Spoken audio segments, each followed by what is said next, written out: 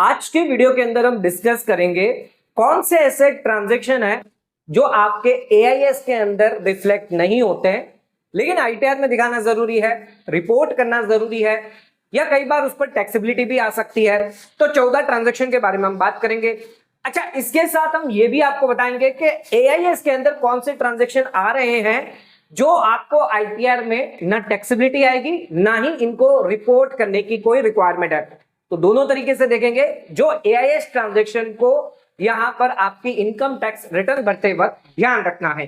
अगर आप financial year 25-26 assessment year 26-27 की आईटीआर भरते हैं तो ये जो टॉपिक है वो बहुत इंपॉर्टेंट है।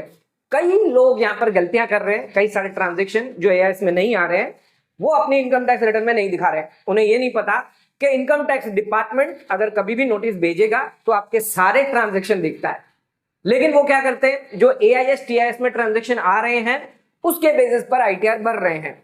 ये सबसे गलत तरीका है। आपको हमेशा बैंक स्टेटमेंट भी चेक करना होता है, आपको हमेशा अपने सारे ट्रांजैक्शन चेक करने होते हैं, फिर वो चाहे एआईएस में आए या ना भी आए, आपको सभी चीजें डिटेल में अपनी आईटीआर में रिफ्लेक्ट करनी होती है। जो भी इनकम है उस पर प्रॉपर टैक्स आपको देना होता है। अगर आप नहीं करेंगे तो बाद में टैक्स पेनल्टी इंटरेस्ट के साथ आपको फिर एक बहुत बड़ा जो है हेडेक लेकर बैठना होगा। तो हमेशा ध्यान रखें आईटीआर प्रॉपर तरीके से भरनी चाहिए। अगर आप हमसे आईटीआर भरवाना चाहते हैं तो आप दिए गए नीचे नंबर पर हमसे कांटेक्ट कर सकते हैं। तो आज के वीडियो में स्टार्ट करते हैं। फटाफट आपको बताएंगे कौन से ऐसे ट्रांजैक्शन है जो एआईएस में रिफ्लेक्ट हो रहे हैं या नहीं हो रहे हैं, उसके बेसिस पर आज का ये वीडियो रखा गया है। तो सबसे पहले मैं आपको बताऊंगा वो ट्रांजैक्शन जो आपके एआईएस में रिफ्लेक्ट हो रहे हैं लेकिन आईटीआर में दिखाने की जरूरत नहीं है, या फिर इस पर कोई भी टैक्स लायबिलिटी आपको नहीं आएगी। अगर ये एआईएस में रिफ्लेक्ट हो रहे हैं तो डरने की जरूरत नहीं है। कौन से ट्रांजैक्शन है? अगर आपने इक्विटी शेयर्स परचेज किया है, सिर्फ परचेज करना, बाई करना एक इन्वेस्टमेंट स्ट्रेटजी होती है। आपने क्या किया, आपके पास बैंक में पैसा पड़ा था, आपने जाकर परचेज कर लिया, इसमें आपने कोई भी गेन नहीं किया, आपने कोई भी सेल नहीं किया। अगर ऐसे ट्रांजैक्शन है, सिर्फ बाइंग है, इन्वेस्टमेंट है, तो इस केस में कोई टैक्स लायबिलिटी नहीं आएगी, ना ही इसको आईटीआर में दिखाने की जरूरत होगी। तो यहां पर अगर आप सिर्फ शेयर बाई करते, इन्वेस्टमेंट करते, इनकम नहीं है, तो उस केस में कोई भी टैक्सेबिलिटी नहीं आएगी, आईटीआर में नहीं दिखाना है। अगर आपने बेचा है तो उस केस में कैपिटल गेन आएगा। जब ये शेयर्स आप बेचोगे अगले साल, उसके अगले साल, तब आपको टैक्स लगेगा, आज की डेट में नहीं लगेगा। वैसे ही अगर आप म्यूचुअल फंड या एसआईपी करते हो, परचेज करते हो, तो यहां पर आपको टैक्स कब लगेगा? जब आपने बेचा है। अगर आपने रिडम्पशन किया है, सेल किया है, तब आपको प्रॉफिट देना है। 25-26 के अंदर अगर आपने सिर्फ खरीदे हैं उस पर कोई टैक्स आपको नहीं देना है। प्रॉपर्टी की बात करें, जमीन हो, जायदाद हो, या कॉमर्शियल प्रॉपर्टी हो, दुकान हो, कुछ भी अगर आपने प्रॉपर्टी खरीदी है तो उस केस में भी ध्यान रखिएगा आप पर टैक्स नहीं लगेगा। किस पर टैक्स लगेगा? जिसने बेचा है। बेचने वाला कौन है? सेलर है।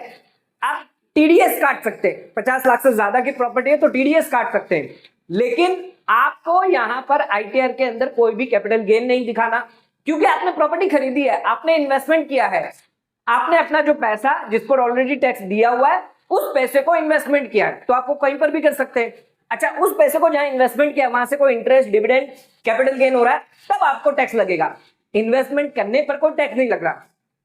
फिक्स डिपॉजिट, आपने फिक्स डिपॉजिट करी है 10 लाख रुपए की, एआईएस में रिफ्लेक्ट हो रहा है, इसका मतलब ये नहीं है 10 लाख पर आपको टैक्स देना है। तो हमेशा ध्यान रखिएगा एफडी इंटरेस्ट जो होता है, यानी उस एफडी पर जो ब्याज आपको मिल रहा है 5%, 6%, 7%, वो आपके लिए टैक्सेबल होगा, उसे आप अपनी आईटीआर में दिखाएं।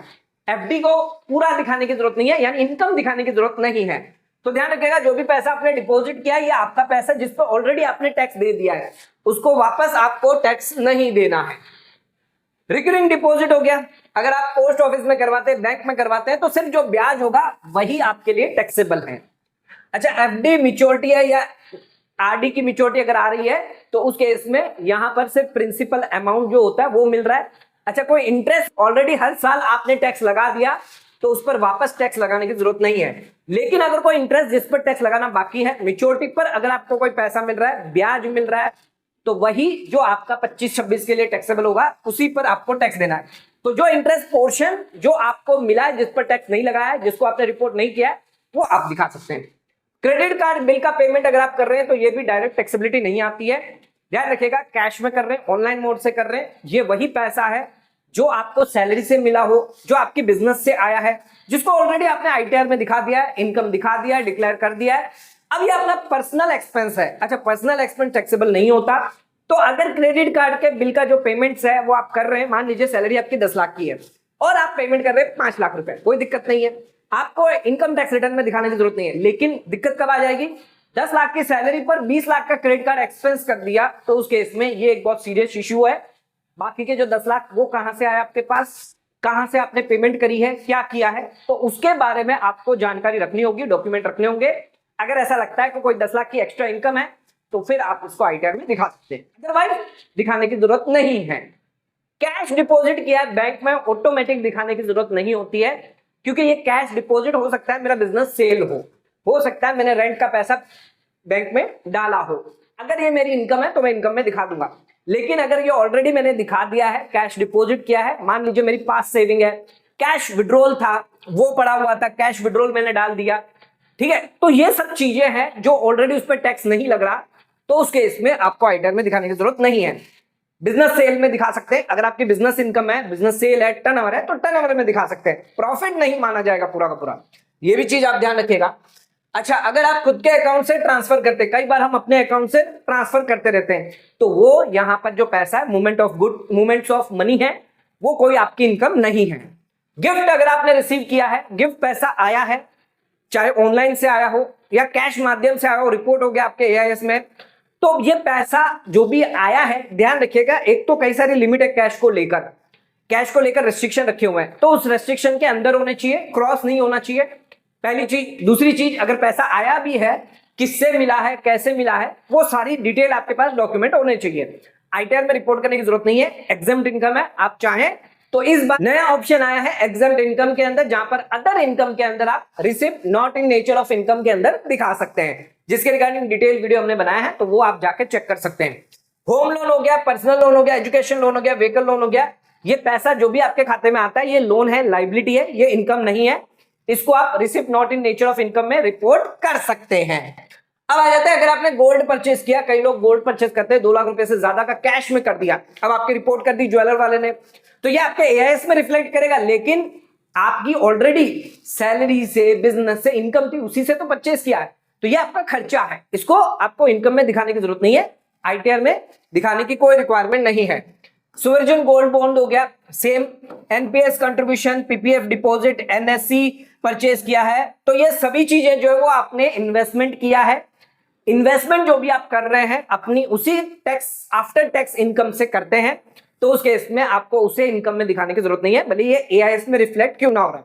बस आपको एक चीज ध्यान रखनी है, जो भी चीजें एआईएस में रिफ्लेक्ट हो रही है, ये मेरी इनकम से मैच कर रहा है नहीं कर रहा, जो मैंने इनकम पास्ट में दिखा के रखी है, करंट में मैं जो दिखा रहा हूं, ये मेरी इनकम से मैच कर रहा है। अगर मैच कर रहा है तो जो भी मेरा इन्वेस्टमेंट है वो वैलिड है, उसमें सरकार आपको बिल्कुल भी नहीं छेड़ सकती, कोई पेनल्टी नहीं लगाएगी।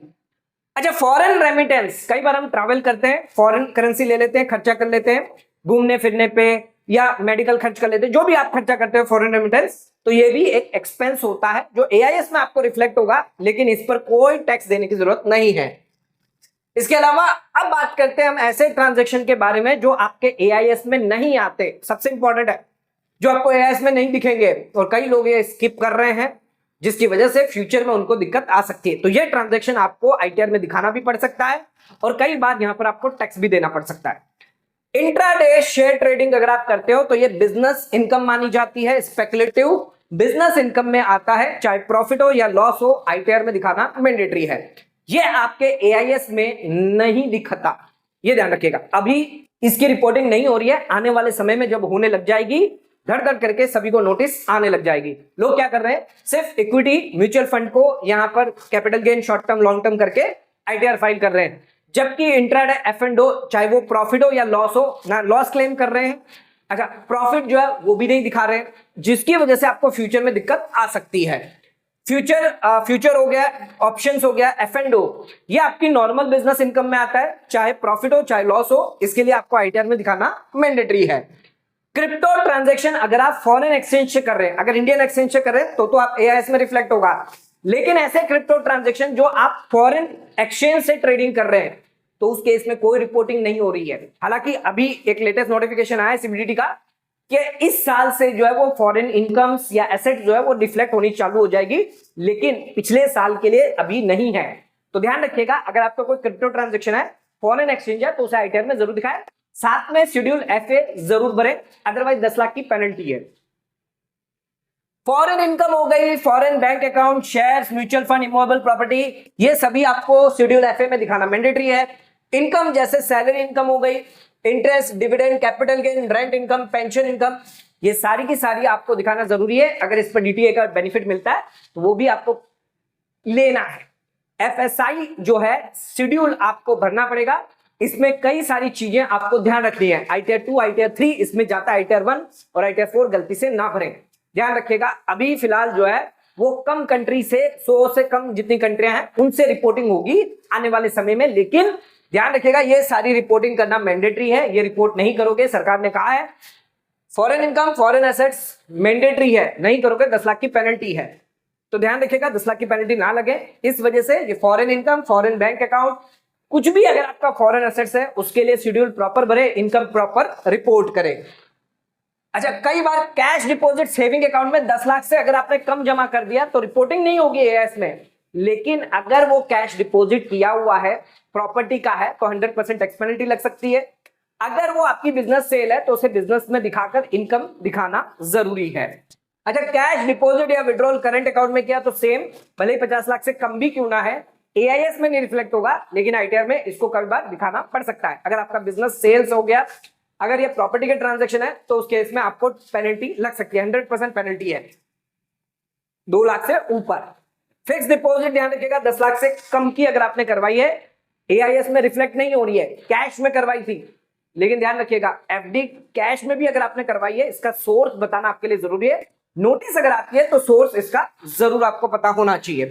प्रॉपर्टी 35 लाख से अंदर की है, रजिस्ट्रार ने रिपोर्ट नहीं करी है, इसका मतलब यह नहीं है कि आपने ये जो प्रॉपर्टी बेची अगर है 25 लाख, 20 लाख, 30 लाख की, तो ये आईटीआर में नहीं दिखाएंगे। आईटीआर में दिखाना जरूरी है, कैपिटल गेन दिखाना जरूरी होगा आपके लिए। क्रेडिट कार्ड का पेमेंट अगर आपने किया है, चाहे वो कैश में किया हो 1 लाख से कम और ऑनलाइन 10 लाख से कम कर दिया, लेकिन ये पैसा कहां से आपके पास आया, क्या वो इनकम प्रॉपर डिस्क्लोज करिए आपने, नहीं करिए तो एक्सप्लेन करना जरूरी है। अगर नोटिस आती है तो उस केस में एक्सप्लेन करना आपको मैंडेटरी होगा।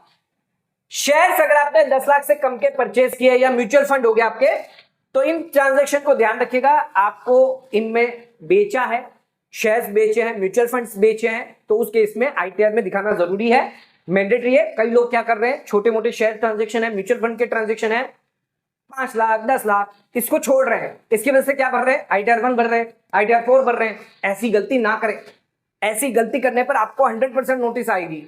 तो कोई भी ट्रांजैक्शन क्यों ना हो, चाहे वो एआईएस में रिफ्लेक्ट हो रहे हैं और या नहीं भी हो रहे हैं, अगर वो आपकी इनकम है, आईटीआर में दिखाना मैंडेटरी है, तो उसे जरूर दिखाएं, स्किप बिल्कुल भी ना करें। इनकम टैक्स रिटर्न सही से भरे, एक रिटर्न है साल में एक बार भरते हैं, तो प्रॉपर प्रोफेशनल से ही भरवाएं, किसी भी कंसल्टेंट से जिसको नॉलेज नहीं हो उससे बिल्कुल भी ना भरवाएं। ध्यान रखिएगा, 1-2 से पूछ करके ही अपनी आईटीआर भरवाएं, 4 बार चीजें चेक करें, क्योंकि आपकी खुद की आईटीआर है। एक चार्टर्ड अकाउंटेंट एक आईटीआर को 10 बार चेक नहीं करेगा, क्योंकि उसके पास 100 से ज्यादा आईटीआर है, लेकिन आप इंडिविजुअल के पास एक ही आईटीआर होती है, तो आप अपने सारे ट्रांजैक्शन अच्छे से 4 बार चेक करने के बाद ही आईटीआर भरवाएं, बिना उसके भरवाएं, बिना चेक करें बिल्कुल भी ना भरवाएं। तो ध्यान रखिएगा, अपनी आईटीआर का कंप्यूटेशन जरूर चेक करें, हर एक इनकम को मैच करें, बैंक स्टेटमेंट को मैच करें, एआईएस को मैच करें, टीआईएस को मैच करें, सारे ट्रांजैक्शन प्रॉपर्ली रिपोर्ट हुए हैं नहीं हुए हैं। कोई ट्रांजैक्शन चार्टर्ड अकाउंटेंट भूल चुका है, आपको पता है तो जरूर बताएं उसके बारे में। क्रिप्टो के हो गए, शेयर मार्केट के ट्रांजैक्शन हो गए, अगर नहीं पता चल रहे एआईएस से तो आप खुद से पता करें, क्योंकि आपको ही पता है आपके इनकम, आपके ट्रांजैक्शन क्या है। किसी चार्टर्ड अकाउंटेंट को सामने से पता नहीं होगा जब तक वो एआईएस में रिफ्लेक्ट नहीं होते हैं। तो ऐसी गलती ना करें, एक बार रिटर्न भरते हैं, प्रॉपर रिटर्न भरें। अगर प्रॉपर रिटर्न भरेंगे तो कभी भी जीवन में नोटिस नहीं आएगी, कोई भी टैक्स पेनल्टी आप पर ज्यादा नहीं लगेगी। आज का वीडियो अगर आपको पसंद आए तो वीडियो को लाइक शेयर सब्सक्राइब करना ना भूलें, वीडियो को ज्यादा से ज्यादा शेयर करें ताकि और लोगों तक इसकी नॉलेज पहुंच सके। आज का वीडियो समाप्त करते हैं, धन्यवाद।